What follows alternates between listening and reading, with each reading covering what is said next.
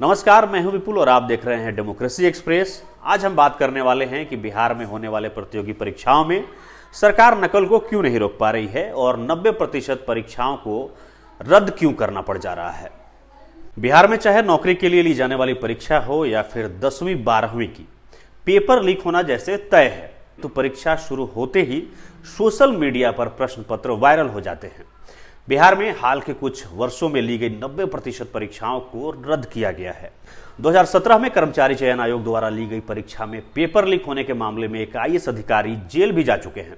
Bihar police में 21,391 सिपाही की नियुक्ति के लिए परीक्षा बीते 1 अक्टूबर को केंद्रीय चयन परिषद के द्वारा ली गई थी। पेपर लीक होने के कारण इसे तो रद्द किया ही गया, 7 और 15 अक्टूबर को होने वाली परीक्षा को भी अगले आदेश तक के लिए स्थगित कर दिया गया है। पहले तो चयन परिषद पेपर लीक होने से इनकार करती रही, लेकिन बाद में 3 अक्टूबर को परीक्षा रद्द करने की घोषणा करनी पड़ गई।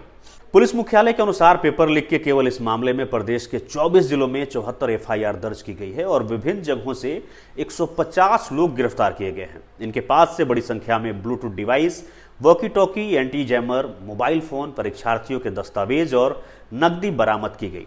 बिहार सरकार की आर्थिक अपराध इकाई इस मामले की जांच कर रही है। सूत्रों के अनुसार इस परीक्षा में पटना से लेकर हरियाणा, उत्तर प्रदेश व अन्य राज्यों के माफिया पेपर लीक करने तथा आंसर शीट भेजने की प्रक्रिया में जुटे हुए थे। प्रारंभिक जानकारी के अनुसार शिक्षा माफियाओं ने प्रति उम्मीदवार 5.5 से 15 लाख तक का सौदा किया था, जिसमें बतौर एडवांस वे 50,000 से लेकर 2 लाख रुपए तक ले चुके थे। परीक्षा शुरू होने से पहले 30-30 हजार रुपए में आंसर शीट अभ्यर्थियों को बेचे जाने की भी बात सामने आ रही है। परीक्षाओं के ठीक एक दिन पहले 3 लोगों को पटना पुलिस ने पकड़ा था। राज्य में शिक्षा माफिया नेता व अधिकारी का ऐसा गठजोड़ तैयार हो गया है जो परीक्षा की घोषणा किए जाने के पहले से सेटिंग का काम शुरू कर देता है। सेंटर मैनेज करने से लेकर पेपर लीक करने की कवायद शुरू हो जाती है। सबसे पहले गिरोह शिकार ढूंढता है, इसके बाद शुरू होती है पेपर लीक करने की कवायद। चाहे परीक्षा ऑनलाइन हो या ऑफलाइन, अगर ऑनलाइन होना है तो सेंटर मैनेज किया जाता है, वहीं ऑफलाइन हो तो पेपर की छपाई करने वाले प्रिंटिंग प्रेस से किसी न किसी तरह प्रश्न पत्र जुगाड़ कर लिया जाता है। परीक्षा से 2-3 दिन पहले सेटिंग वाले अभ्यर्थी को पेपर व आंसर दे दिया जाता है। कोशिश की जाती है कि परीक्षार्थी आंसर रट ले या फिर सेंटर मैनेज कर इलेक्ट्रॉनिक डिवाइस के सहारे कैंडिडेट की मदद की जाती है। कभी कभी ऐसा भी होता है कि ओएमआर शीट पर स्पेशल पेन से उत्तर के लिए गोले भरवाए जाते हैं, जो बाद में उसे मिटाकर सही गोले भरे जाते हैं।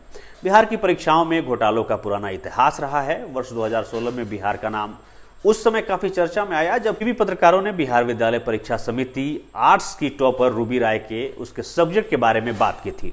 रूबी राय ने पॉलिटिकल साइंस को पॉलिटिकल साइंस बताया था, जिसमें उसे 100 में से 91 नंबर मिले थे। जांच में यह बात सामने आई कि उसने अपनी कॉपी खुद नहीं लिखी थी। इसी घटनाक्रम के बाद बीएसईबी ने अपनी कार्यप्रणाली में काफी बदलाव किया।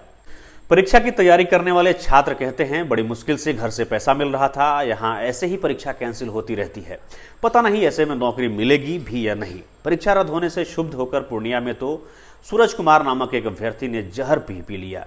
परीक्षाओं के रद्द होने पर जब जो पार्टी सत्ता में होती है उसका कहना होता है कि कानून के अनुसार सख्त कार्रवाई की जा रही है।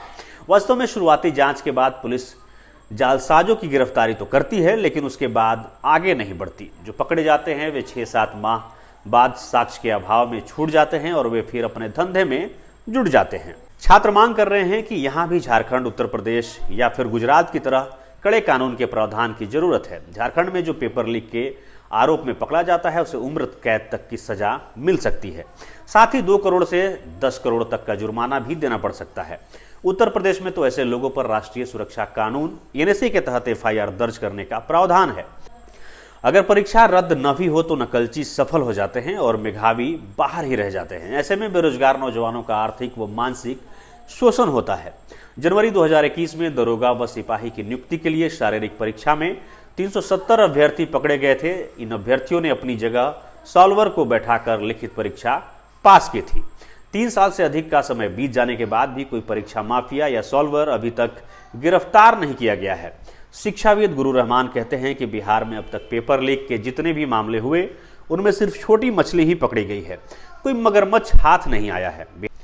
बिहार में जनसुराज पदयात्रा कर रहे चुनावी रणनीतिकार प्रशांत किशोर कहते हैं, बिहार में प्रश्न पत्र लीक होना कोई न्यूज नहीं है। हाँ, बिना पेपर लीक हुए परीक्षा हो जाए वो जरूर न्यूज है। भारत में बिहार अकेला ऐसा राज्य है जहां परीक्षाओं के प्रश्न पत्र लीक होने की इतनी घटनाएं लगातार हो रही हैं।